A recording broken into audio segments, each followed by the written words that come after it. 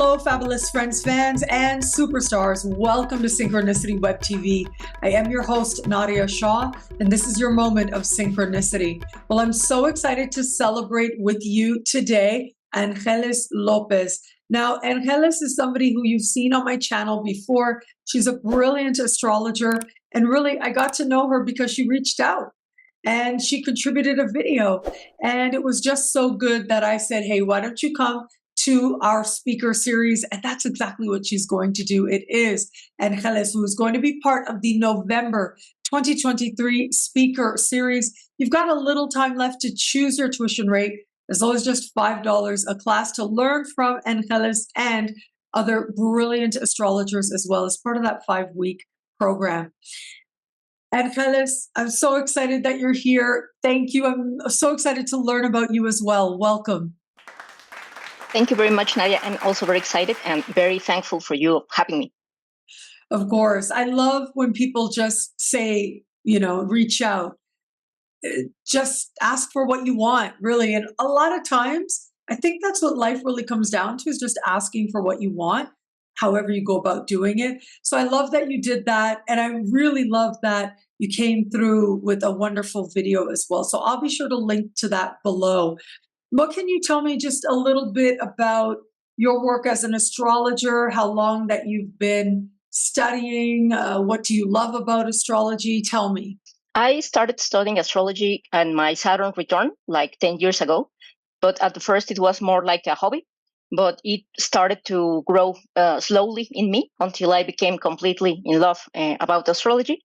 And I decided that I wanted to pursue astrology as a professional career, even though it meant to change what I was doing before. I studied communication, and most of my work was in communication in companies and stuff like that. And when I began studying, my focus was mainly modern, psychological, evolutionary astrology. But after a while, I kind of switched to traditional astrology because I found it really compelling, the concreteness, the precision time-wise of traditional astrology, and also a lot of philosophical background that traditional astrology has, and that it reflects the way I see the world. And at the beginning, I let like modern astrology besides, but now I feel more confident to blend, let's say, I use the transpersonal planets, some asteroids, and some delineations that might be more modern. But the general structure of my practice comes from traditional astrology. I am a consulting and teaching astrologer since 2018, so a couple of years now. And that's more or less my story in a nutshell. Wow, 5 years as a consulting professional astrologer. And it sounds like astrology called you. That's how it is, right? It just is one of those things that nobody is kind of born early on. I think very, very few people early on get the message that you should be an astrologer. I think usually it's something that finds you, that awakens in you, and that's evident as well. And so you're going to be coming to Synchronicity University, like I said, as part of the November 2023 speaker series. Again, you guys, there's just a little bit of time left to choose your tuition rate, just $5 a class up until Halloween. But you're going to be teaching on period lord technique. Can you describe that? What is that? Yep. I'm going to present a technique called Firdaria that is, as you said, a planetary period technique. It's a technique in which we divide life in great periods so that we can understand the context in which the life of a person would evolve, let's say, during that period. And one of the things that I like the most about this technique is that it doesn't only tell us like this will be a hard time or a easy time or a good time or a difficult time or a limiting time or a prosperous time, although it may tell us that. But besides that, it can also guide us in regards to ways in which we can refine our spirit or purify our spirit or refine our character so that we can become better human beings and therefore living more fuller lives. There's this wonderful consulting astrologer that I interviewed recently, Timon Harwood, and he practices this. And I remember years ago, he did this technique for me, and it is incredible how it came together. how much of it comes true. So, of course, there are ways to calculate the different periods of time that we go through. How many years does a period generally last? It may vary between 8 and 13 years, according to the planet that is assigned to each period. Okay. And so people But will they be are able long. yeah, so that's relatively easy. You can use like a software program to find out what period you might be in. How do you feel about giving us a few quick keywords? Just like if you're in a moon period, you might want to just take good care of yourself and eat well, like something like that. How do you feel about doing that quickly? Sure. Yes. That sounds great. Yeah? Yep. It is important to understand that in each period, we need to synchronize with the wisdom of each planet that is activated. So, for example, if we are in a moon period, the thing that we need to do is to connect with our bodies, with our emotions, with our relationships, not only affective ones, but also the affective ones, all the communities, all the circles we are part of. And of course, depending on the condition of the moon in our natal chart and the inner work we have done in our lives or the circumstance we are living, that may be easier or harder for people. But the point is that even though where we are starting in that period, we can connect to be more connected with ourselves and to nurture ourselves and nurture our relationships in order that we can better adapt to the needs of our context and live life in a more feeling more secure, more content. For example, in the period of the moon, or for example, in a period that is the sun is the main ruler, we would need to attune with the qualities of the sun. In this way, connecting to who we are, what we want to do, what we want to create, to trust in ourselves and to shine, let's say. Again, this will be for some people easier because of the condition of their sun in their charts. For other people, it might be more challenging, but it doesn't matter if it's more challenging or not. It's still an opportunity to be better in regards to that indications of that planet or the wisdom of the planet at hand. Wow. So that's just the sun and the moon, and understanding the nature of the core planets is so important as well to understand how you're embodying that archetype. Like really you Exactly. But yeah. sorry to interrupt. What I was going to say is that, for example, in a Saturn period, sometimes for people, especially when people that are accustomed or used to a little bit at least of astrology, they get a little bit frightened because they think, oh my God, it's going to be a Saturn period and it's going to be very difficult and I'm not going to grow or everything is going to be like limiting or whatever. And I understand the place where these assumptions come from, but it's not necessarily the case because what, for example, Saturn is trying for us to learn, as you said, is for us to embody the archetype of responsibility, maturity, of doing what we have to do, but also to learn how to carry what we have to do in ways that are not so heavy or more heavy than they should be.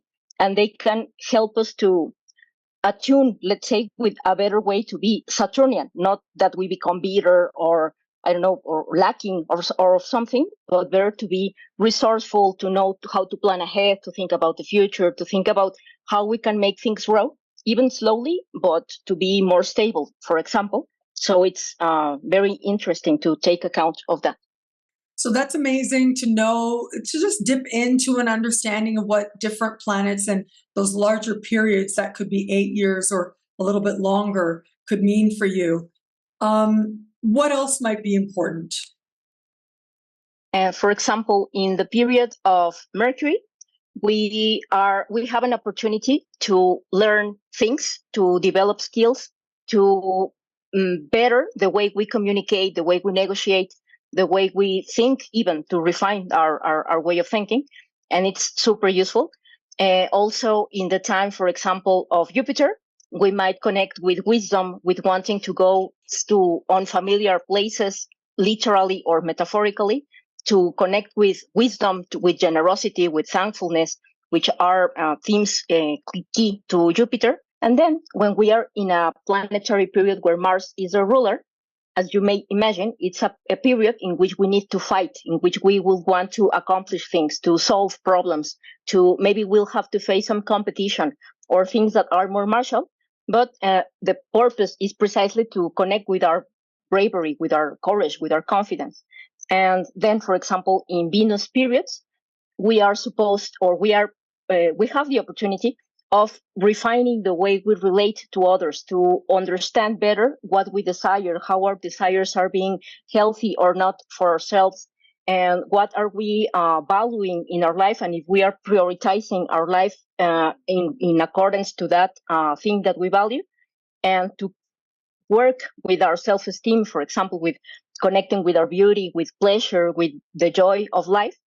And again, as I've said before, this will be for some people easier, for other people harder in regards to the condition the planets have in their charts, or the process of life that everyone has lived. But even though there is always the opportunity to have a better relationship with the archetype of these planets. And at last, but not least, in this planetary period technique, we also have a period that are assigned to the lunar nodes, to the north node and to the south node. These are a little bit different from the other ones because we don't subdivide the periods of the nodes, but they are still there. And whenever we are in a period that is assigned to the lunar nodes, as you may imagine, they are periods in which we need to learn about things that are maybe out of our control, but at the same time that are trying to align us with what is like necessary for us to grow, to discover things, to go farther than we know, or to purify things that we need to purify, to let go of things that we need to let go, according to which of the nodes is the one that is activated. So this should publish right around the time that Mars is on the South Node or has just passed the South Node. That's when this interview will publish. And so isn't that interesting to understand the South Node even more profoundly, and how important it is as part of our journey with the South Node leaving. The North Node has its excitement because it is something that a lot of astrologers, we get really excited about because it's part of what's coming in. It's part of good things coming in. But what leaves can be a really good thing too, can be a big blessing too. Totally, because sometimes we tend to assume that letting go or losing something is literally a loss or something we might regret or grieve. And even though it might be true that sometimes it's that way, also we can let go of things that are not useful for us, or let go of limitations being there, the limitations mental or emotional or in conduct. And that can be great also, or let go of relationships that are not healthy for us, for example. And I think the South Node has this capacity also to connect us with a dimension that might not be that productive in a material way, but it can connect us to what is more transcendent or even healthier for us also. And I think that's interesting too.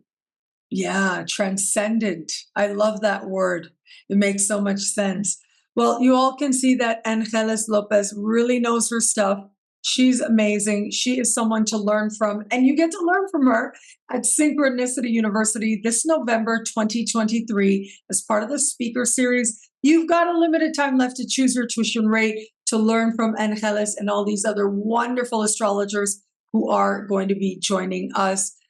Thank you so much, Ángeles. I loved learning from you and about these time periods. And it is a very specific technique, a traditional technique going way back. And so I know a lot of people are going to be enthusiastic about learning it and applying it right away. And I think you really helped them to take a jump start on that. So thank you so much.